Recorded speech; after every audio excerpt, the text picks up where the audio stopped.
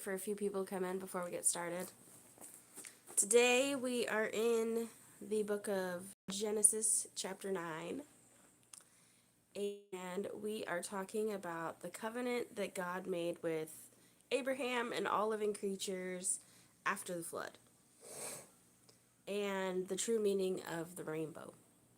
So, it doesn't mean the rainbow does not signify or stand for or represent what, mankind in general or, a select people think it means. It is God's promise to never flood the earth again. So, every time we see a rainbow in the sky, we need to remember that's God's promise that He's not going to flood the earth again. Anyway, I don't really have a whole lot to talk about this morning. So if y'all have any questions, let me know. And we will be going live on our main channel, Our Mountain Home, this evening at 4 o'clock Central Standard Time. Don't know if Wiley will be home for it, because he's got to go to work. I don't know why I can't stop yawning. Tamara said, "Good morning, Wiley." Good morning, Tamara. Yesterday we spent the day over at Dez's place. Hey, Patricia. Hey, Matt. Good morning. Listening as you drive to Fayetteville. It's a long drive, Matt.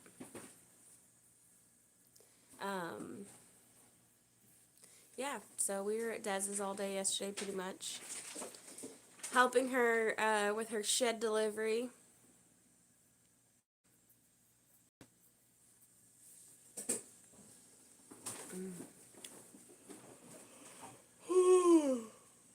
Sorry, guys. What you looking for, Wiley? My O-ring kit. Oh. Hunter cleaned up over there. You might ask him where it's at. Wiley blew an O-ring on one of the hydraulic hoses on the tractor yesterday. Are they about finished up there at Dez's? No. Nope, they got her shed delivered and set up, but now Wiley's got to clean up around it. He's got a lot of cleaning up around there to do as far as, like, stumps and smoothing out the ground and stuff. Hey, Kay, good morning. And he's got to dig the trenches for the water line and the electric.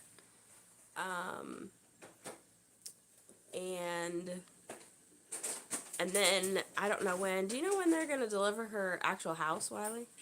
I think around Hey, Deborah.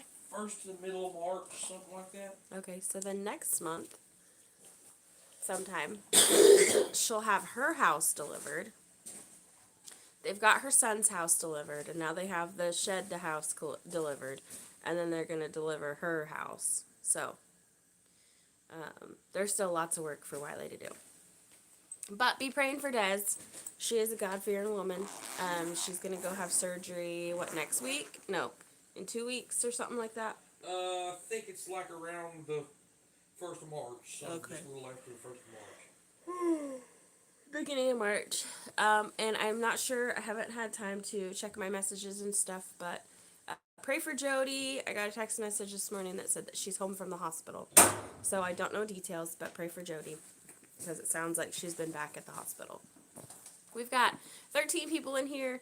I'm about to get started, but today my goal is I have to work on more firewood, because our firewood pile over here, we haven't had to use a lot of firewood, which is really nice, but I'm out of wood for the wood cook stove, and we do have cold weather coming, I think on Friday. It's not going to be super cold. It's going to be like, I think in the 60s during the days and 30s at night. So it's not going to be super bad, but we're definitely going to want a fire going. I've got to do firewood, and I've got to fix, there's a tarp that we're hanging on the south side of camp because I don't know, it's kind of hard to explain. Imagine the hill and our house is built like, this. And so this side of the ground is higher. And because of the dirt work that we haven't finished yet, we have to build walls before we can finish the dirt work over there. And long story short, when the rain comes off of the roof, it hits kind of a dirt wall and then runs into camp instead of running away. So we've had a tarp hanging up there, and it's worked phenomenal, just to kind of help divert the water, away. And we didn't really notice it. I mean, it's been working great. And so we didn't really notice the wind had kind of whipped it and taken that tarp down on one end. And so when we got a ton of rain this past weekend, our floor in here is still wet from that. So we had puddles, because all of that water off the roof was coming in instead of running away. So I've got to fix the tarp, and I've got to do firewood today. And I really, really, really need to build a milking stand for our goats because we had babies, and I need to get to milking her before it's too late. And then I'm going to have to find somebody to milk her while I'm gone, and that's going to be a big burden on somebody because we've got to go to Michael's graduation in April, and I got to make a friend that knows how to milk goats. So, anywho, yeah, that's my goal for today, firewood and fixing the tarp.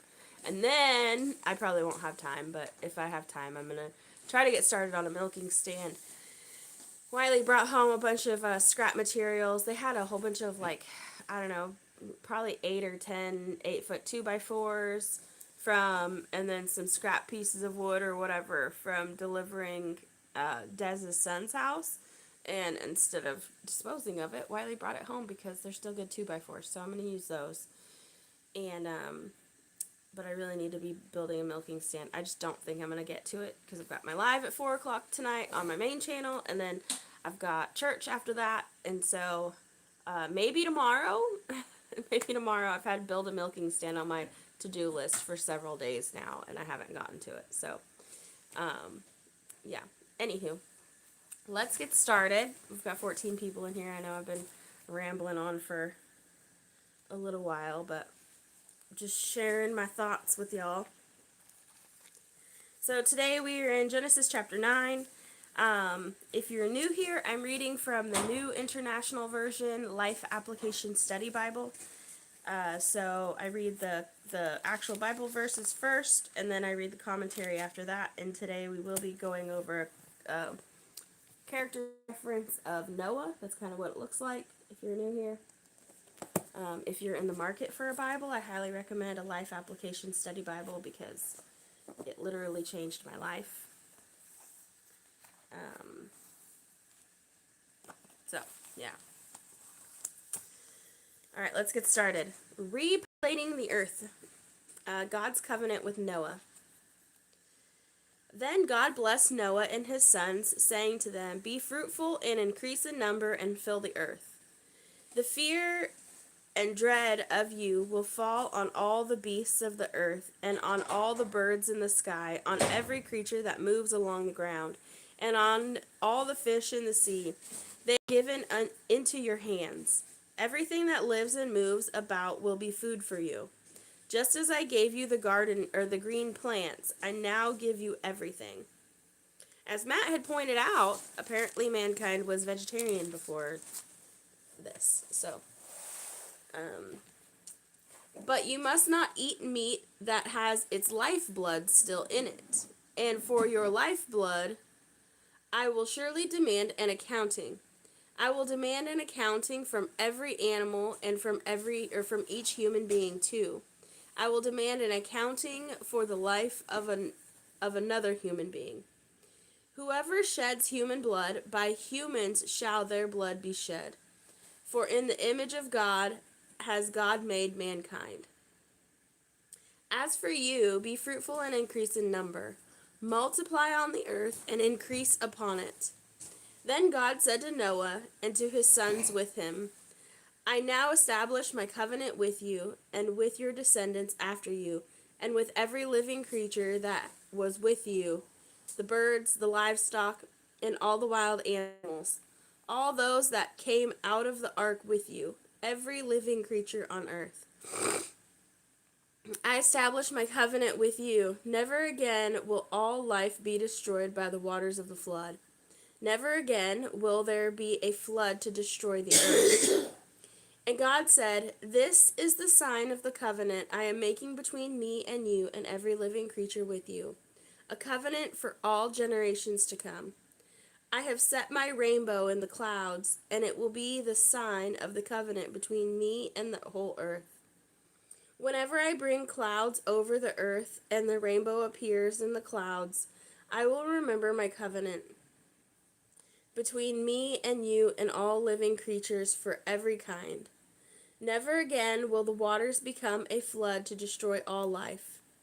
Whenever the rainbow appears in the clouds, I will see it and remember the everlasting covenant between God and all living creatures of every kind on the earth."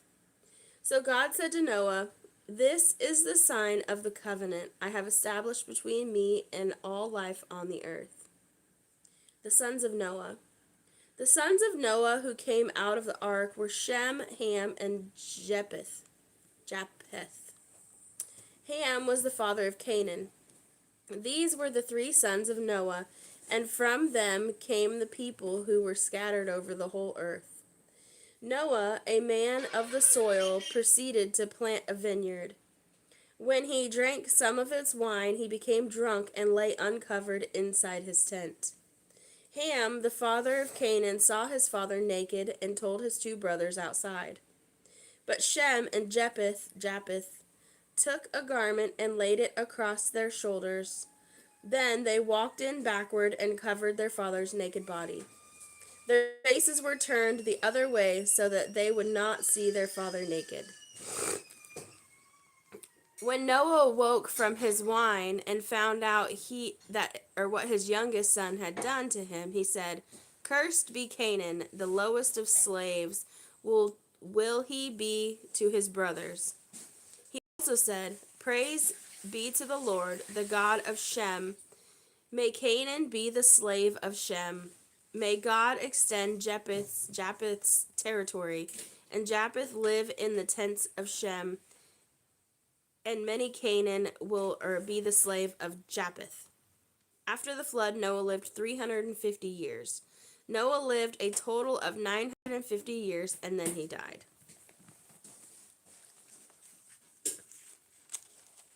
Now I'm going to read the commentary. Okay. Here, God explains why murder is so wrong.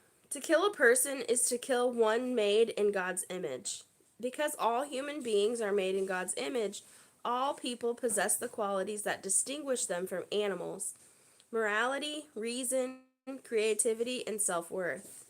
When we interact with others, we are interacting with beings made to reflect God, beings to whom God offers eternal life. God wants us to recognize His image in all people. To demand an accounting means that God will require each person to account for his or her actions. We cannot harm or kill another human being without answering to God. God created human life with His breath, the Holy Spirit. He holds our lives in high esteem. Therefore, consequences come when someone is murdered. A penalty must be paid, and justice will be served. Noah stepped out of the ark onto an earth devoid of human life, but God gave him a reassuring promise. This covenant had 3 parts. 1, never again will a flood do such destruction. 2, as long as the earth remains, the seasons will always come as expected. And 3, a rainbow will be visible as a sign to all that God will keep His promises.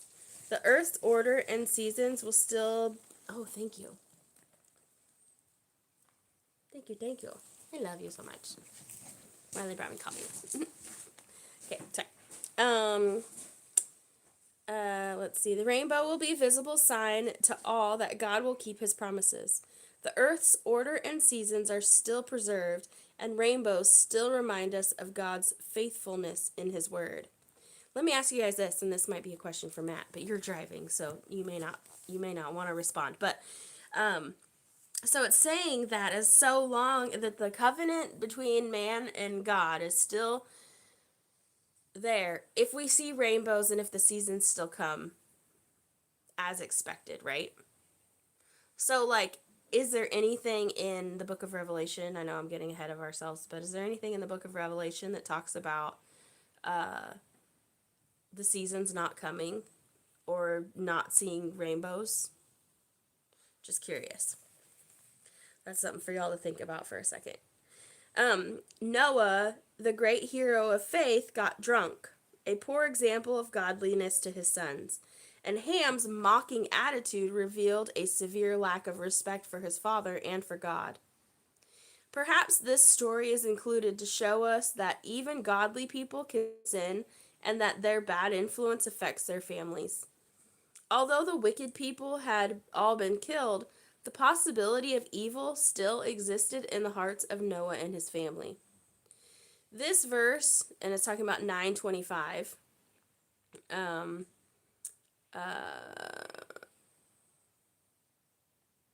so it says this verse has been wrongfully used to support racial prejudice and even slavery. Noah's curse, however, wasn't directed toward any particular race, but rather to the Canaanite nation, a nation God knew would become wicked. The curse was fulfilled when the Israelites entered the promised land and drove the Canaanites out. Oh, I guess that's the end of that. And then we have a character reference on Noah, so I'm going to read that real quick.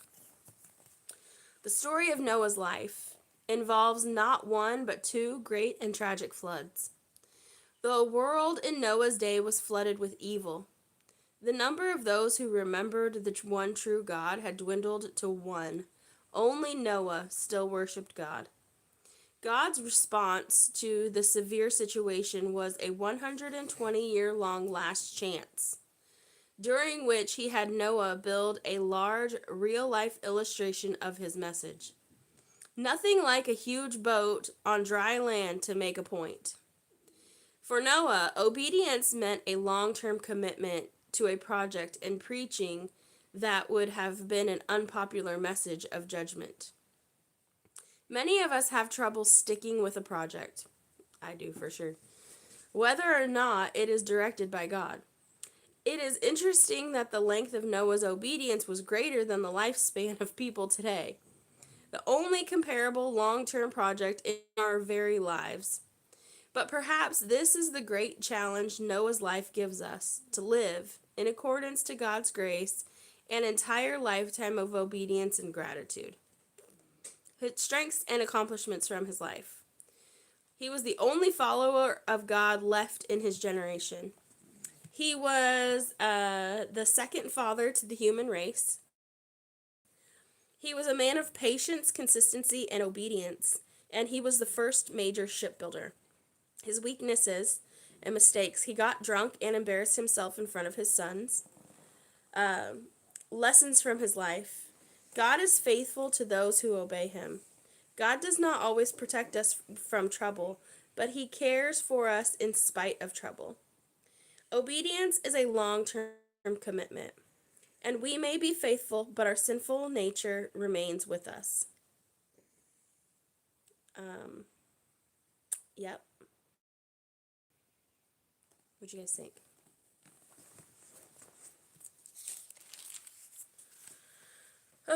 Tomorrow will be the Table of Nations, Genesis chapter 10. And the Hamites? Is that right? Oh, the Table of Nations, and it goes over the Japhethites, Japhethites, the Hamites, the Semites. We go over some of the ites tomorrow.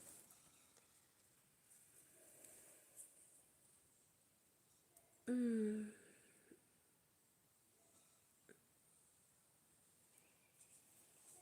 So this is interesting. I know I should probably read this tomorrow, and I'll probably read it tomorrow, but I'm going to read this thing right here at the bottom. It says the Bible nations descended from Noah's sons. So from Shem, the Hebrews, Chaldeans, Assyrians, Persians, Arameans, which are Syrians. Ham came the Canaanites, Egyptians, Philistines, Hittites, and Amorites. And Japheth came the Greeks, the I can't read those. Thracians and Scythians, maybe. Shem's descendants were called Semites. Abraham, David, and Jesus descended from Shem. Ham's descendants settled in Canaan, Egypt, and the rest of Africa. Japheth's descendants settled in the most part, or for the most part, in Europe and Asia Minor. All right. So, Abraham, David, and Jesus descended from Shem. Shem was Shem the oldest? Or was, I don't know. Either way.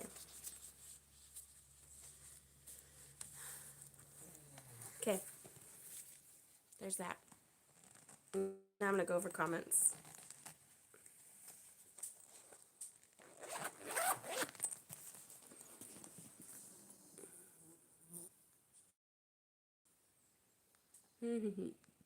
I'm going to scroll up to the top and see what I missed.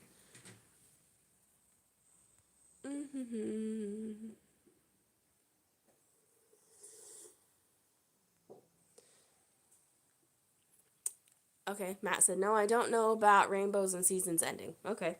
I was just curious, because I mean, it talks about, that's one of the signs that we know. So as long as the seasons are still changing and the rainbows are there, then that chapter, I believe that's how I understood it, at least, is that as long as those things keep happening, then, it's a sign that God hasn't given up on us yet, because we live in a fallen world where there's so much evil.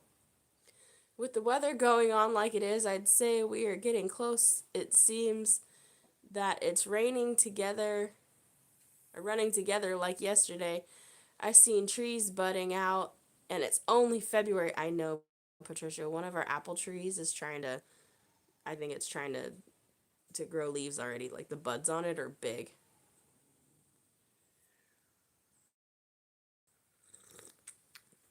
Notice that the words in Genesis 9:1 and 1:28 are identical.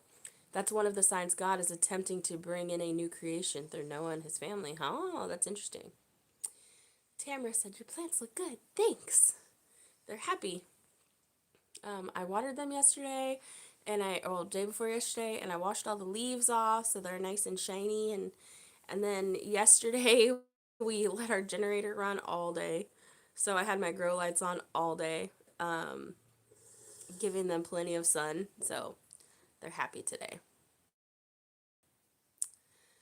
And I seen on YouTube where the government is spraying chemicals in the air from planes. Don't know what that's got nothing or something to do with it or not, but it's something to think about. It sure is. Good morning, James. Good morning, good morning. So for a long time, that was a conspiracy theory. And I have been seeing stuff recently where there was someone, can't remember his name, but he spoke in Congress about it, about cloud seeding. And so, just pay attention to that, because we shouldn't be spraying stuff in our sky. We should let the earth do its natural thing. But from what I understand, from going down rabbit holes, now, don't take my word for it or whatever, but this is just information I've collected, because I like collecting information, if y'all haven't noticed that yet. It says that it's heavy metals like aluminum and stuff. Yeah, geoengineering, right?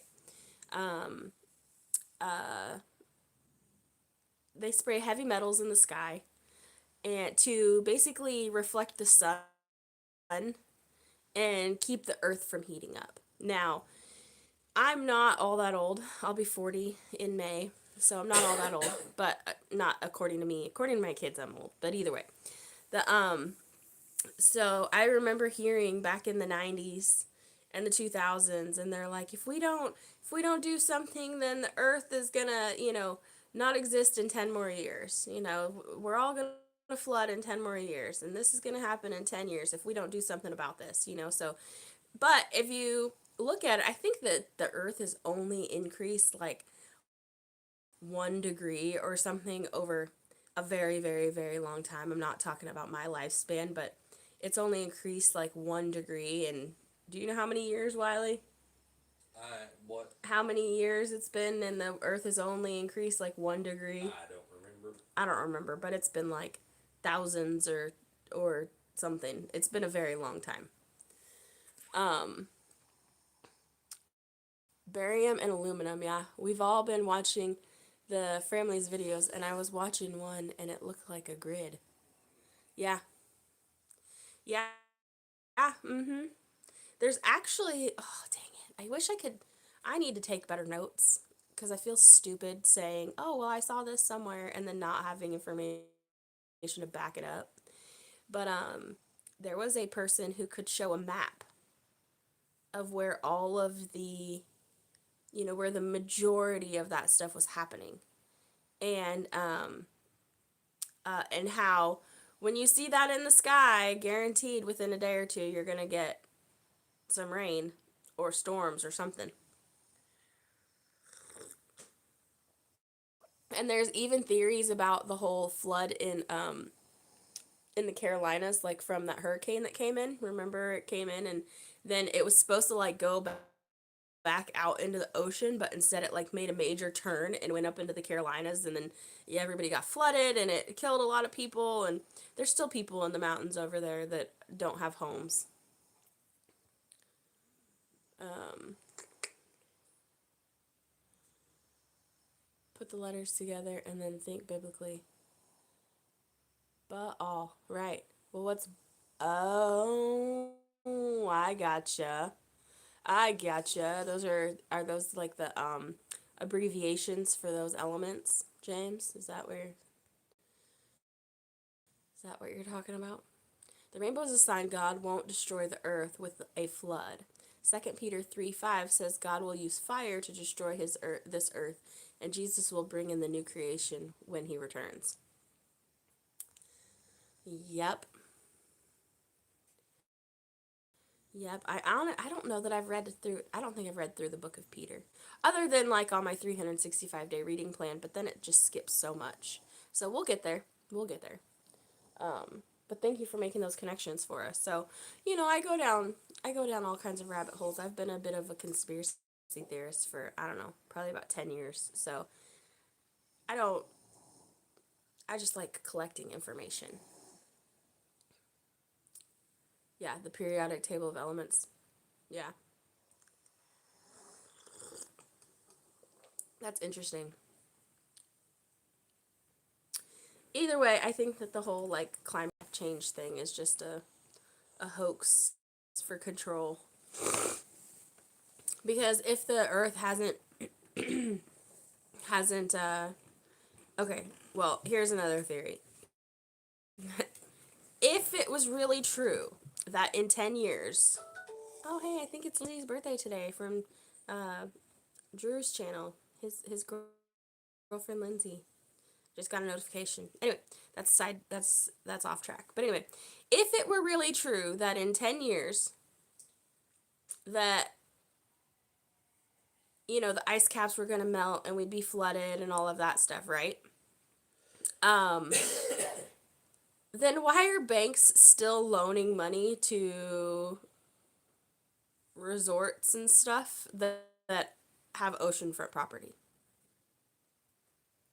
Because obviously it's going to take more than 10 years to get their return on investment, right? And if they believed that that building or that resort wasn't going to last more than 10 years, would they loan money on it? Just an idea. Tamara said conspiracy theorists came about after JFK assassination. Yeah. Uh, a lot of stuff on Instagram. Yes, but all of that has to have some effect on the air. Absolutely. And on people and plants because our skin is like a sponge. So different things that we come in contact with is absorbed by our skin. We've got all of our little pores, and it's when you put lotion on, or anything on your skin directly, it absorbs it. And so I've seen some studies about how people are having, they talk about microplastics and stuff in our bodies, but also like a lot of heavy metals. And it could be because we're absorbing it from the sky. And then it also uh, affects our growing of plants and things because, anything, you think of it as like dust.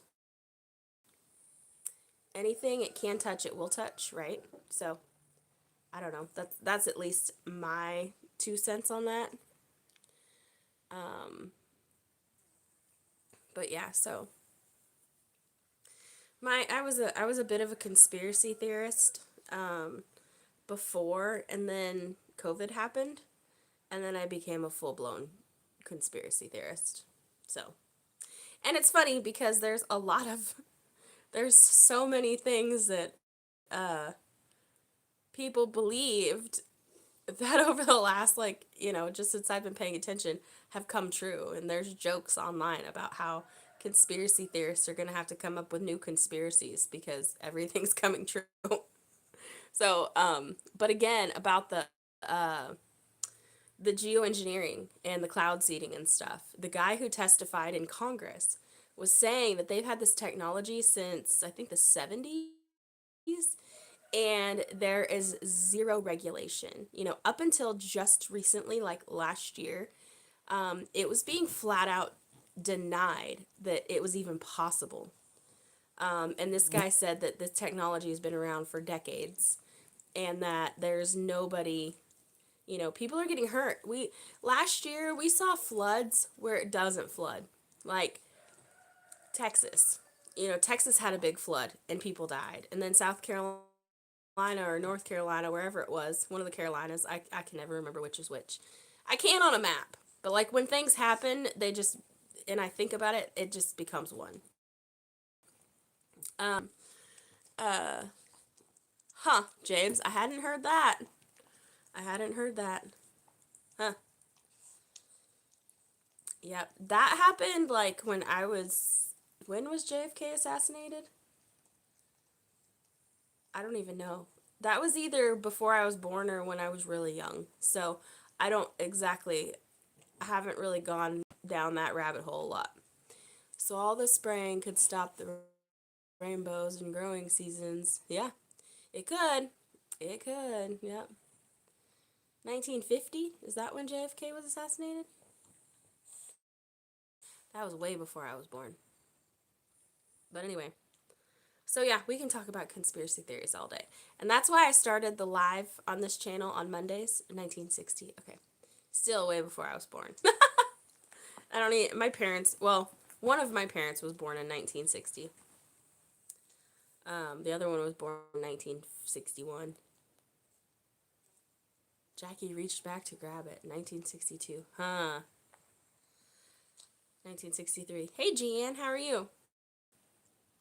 Either way, I wasn't born yet. So I know of it. And I have went down some stuff on that about, some things. All I know is that, yeah, there's evil people in this world and they do evil things and then they try to cover it up. And then they've got powerful friends that also help cover it up. Patricia said, yeah, talking like I'm old. I was born in 69.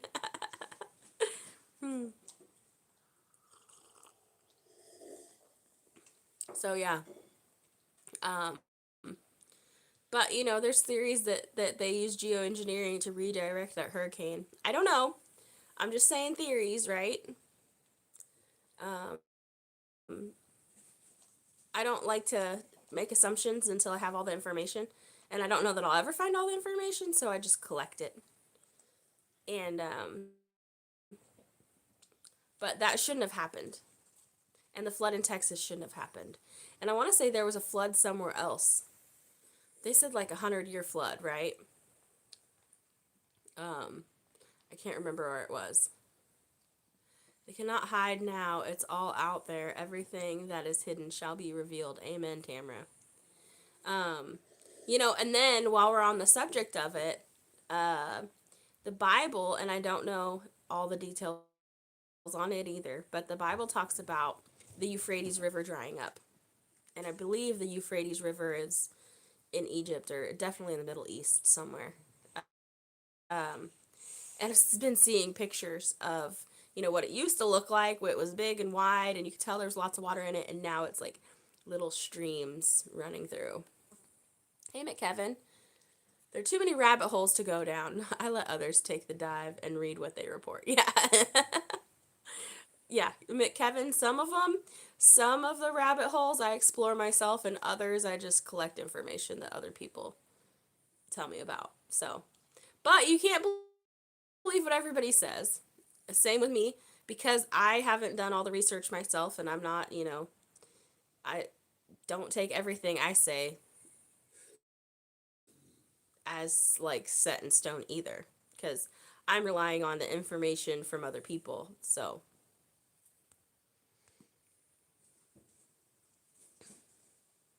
Western North Carolina was the flood. People, yeah, still have people out in the cold. It's so horrible.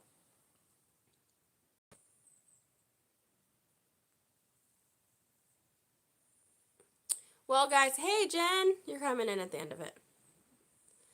I'm about to be done.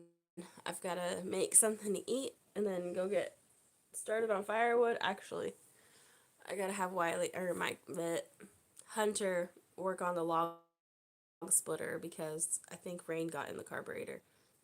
But anyway, I love you guys. I believe in none of what I hear and half of what I see. Right, James? Right? Right? But I still like to collect information because I think it's important to pay attention to what's going on around us. Because someday, Jesus will be coming back. And I don't want to be caught without, lamp oil in my lamp. So, and I want to be paying attention to the signs of his coming. So, I mean, it says to stay prepared always, right? He who controls the weather controls the world by Lyndon Blair Johnson in 1964. Huh. See, they were talking about it before I was even born, y'all. And that was Lyndon B. Johnson. He was, I don't know, he was our president. I don't know which one. I don't know which number, sorry. But either way, yeah. I'm going to get off here because I got things to do. But I love y'all, and I will see y'all tonight on Our Mountain Home at 4:30 or 4 o'clock Central Standard Time. And, yeah. So, and then we can come back here on this channel on Monday evenings around 6:30, 7 o'clock. I haven't quite set my time in stone yet to talk about news and conspiracy theories. Oh, it's who took office after JFK was. Oh, gotcha, James. Okay. Okay, I can tell you the presidents in order from like when I was a teenager to now, but that information didn't stick with me in school about all the ones that came before. So, anyway, I love you guys, and I will see y'all later. Literally. Bye.